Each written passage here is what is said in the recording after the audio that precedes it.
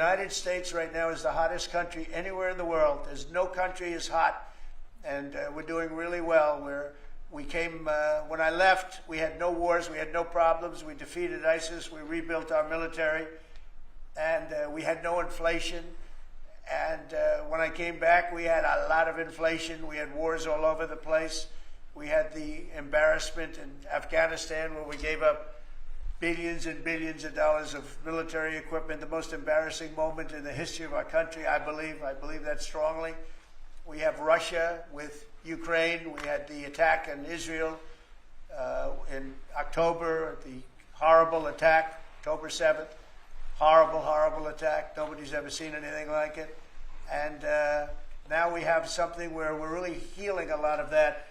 We stopped India and Pakistan from fighting. I believe that could have turned out into a nuclear disaster. And I want to thank the leaders of India, the leaders of Pakistan, and I want to thank my people also. We talked trade. And we said we can't trade with people that are shooting at each other and potentially using nuclear weapons. And they're great leaders in those countries, and they understood, and they agreed. And that all stopped, and we're stopping others from fighting also, because ultimately we can fight better than anybody. We have the greatest military in the world. We have the greatest leaders in the world. We put one of them in charge of the Joint Chiefs of Staff, as you know, General Raisin Kane. And we wiped out ISIS, completely wiped out ISIS in 3 weeks. They said it would take 5 years, and we did it in 3 weeks. And that's the way it is, but we don't want to have to use our military. We want to be peace through strength when we can, and that's the way we're going to have it. So I just want to thank Elon and all of his people. Most of those people are staying, almost all of them are staying, and they're going to be with us. And you're going to see the results coming long into the future. Even a year and 2 years later, you're going to see a lot of the results, and those hundreds of billions of dollars are going to be adding up, and they're going to continue to add. It'll be interesting, really interesting to see what the final number is going to be. But again, Elon gave an incredible service. Nobody like him, and he had to go through the slings and the arrows, which is a shame because he's an incredible patriot. The good news is that 90% of the country knows that, and they appreciate it, and they really appreciate what he did. And I gave him a little special something we have here. Thank you. A very special that I give to very special people. I have given it to some, but it goes to very special people, and I thought I'd give it to Elon as a presentation from our country. Thank you. Thank you, Elon. Thank you. Take care of yourself. Thank you. You see the lock. The lock on this is amazing. That's right. Large lot. Well, let me say perhaps a few words that this is not the end of Doge, but really the beginning. My time as a special government employee necessarily had to end. It was a limited time thing. It's 134 days, I believe, which ends in a few days. So, so that it comes with a time limit. But the Doge team will only grow stronger over time. The Doge influence will only grow stronger. It's I liken it to sort of Buddhism. It's like a way of life.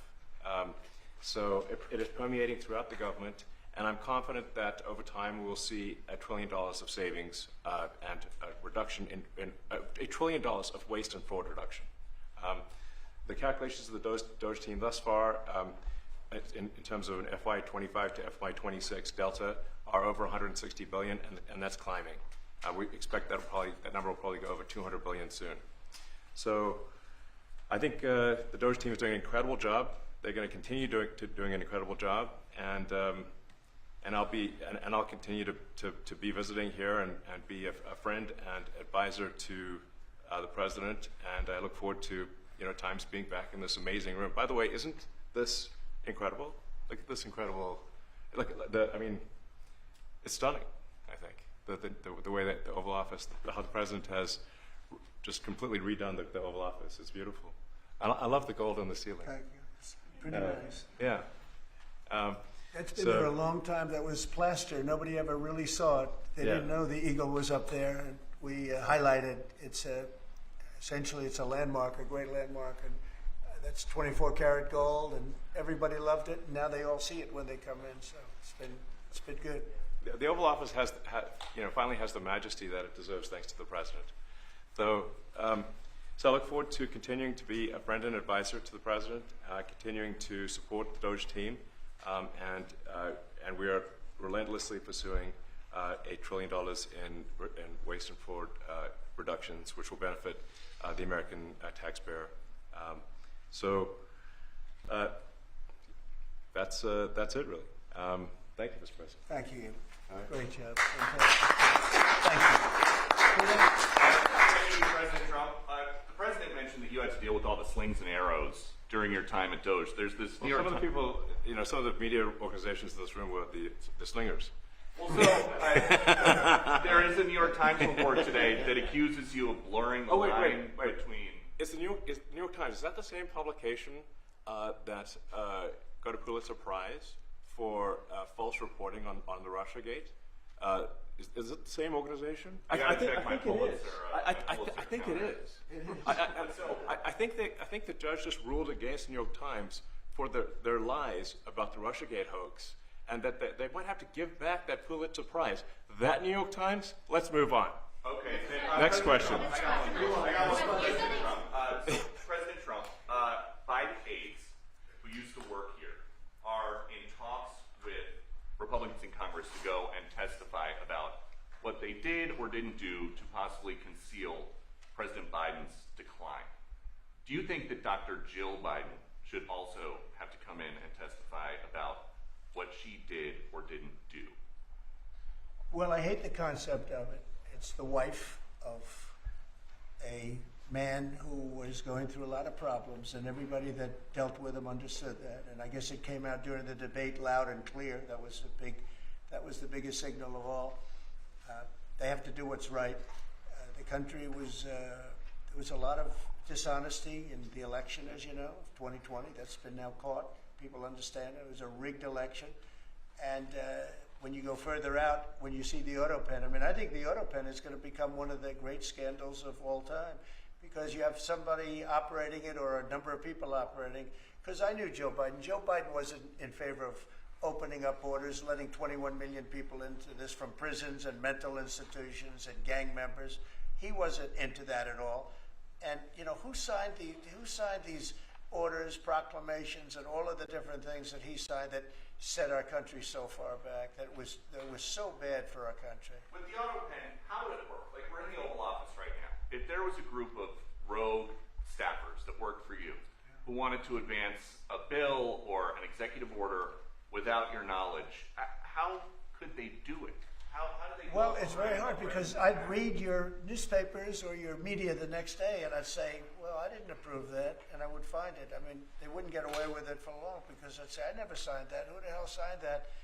Auto pens, to me, are used to sign letters to people, because we get, I think they said 20,000 letters a week, and you like to be able, when somebody takes the time to write a letter, it's nice to sort of write back.